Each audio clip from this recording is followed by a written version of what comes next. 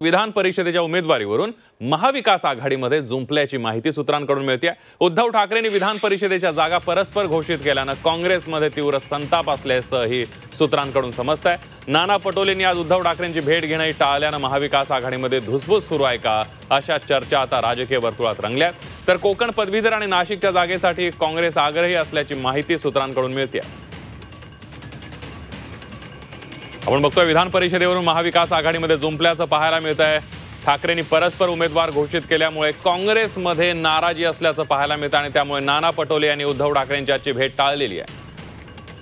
अधिक माहितीसाठी जाऊयात कृष्णात पाटील आपले प्रतिनिधी आपल्या सोबत आहेत। कृष्णात, आपण बघतोय महाविकास आघाडीमध्ये विधान परिषदेच्या उमेदवारीमधून कुठेतरी धुसफूस पाहायला मिळते, काय सविस्तर सांगशील?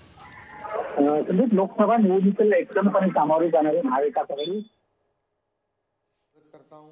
विधान परिषद निवडणुकीमध्ये एकमेकांच्या मध्येच जुंपलेलं पाहायला मिळतंय। खास करून नाशिक शिक्षक मतदारसंघ आणि कोकण पदवीधर मतदारसंघ हे दोन्ही मतदारसंघ काँग्रेसनं मागितलेले आहेत आणि काँग्रेसनं या कोकण पदवीधर मतदारसंघामध्ये उमेदवार देखील दिलेला आहे रमेश कीर यांच्या रूपानं।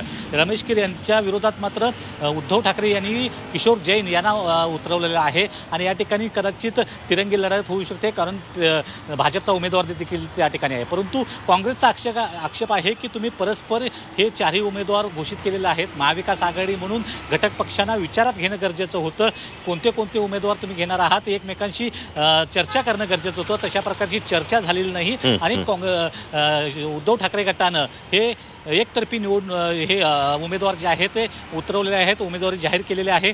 आता उद्याचा शेवटचा दिवस आहे आणि त्यामुळे कोण उमेदवार माग घेतं ते पाहणं देखील महत्त्वाचं आहे। परंतु काँग्रेसचे प्रदेशाध्यक्ष नाना पटोले यांनी या संदर्भात नाराजी देखील व्यक्त केलेली आहे आणि त्याचमुळं ठाकरे यांची भेट देखील टाळल्याचं सांगितलं जात आहे। अगदी त्यामुळे महाविकास आघाडीचे नेते यामध्ये तोडगा कसा काढणार हे बघणं सुद्धा अतिशय महत्त्वाचं आहे। कृष्णा, धन्यवाद दिलेल्या सविस्तर माहितीबद्दल।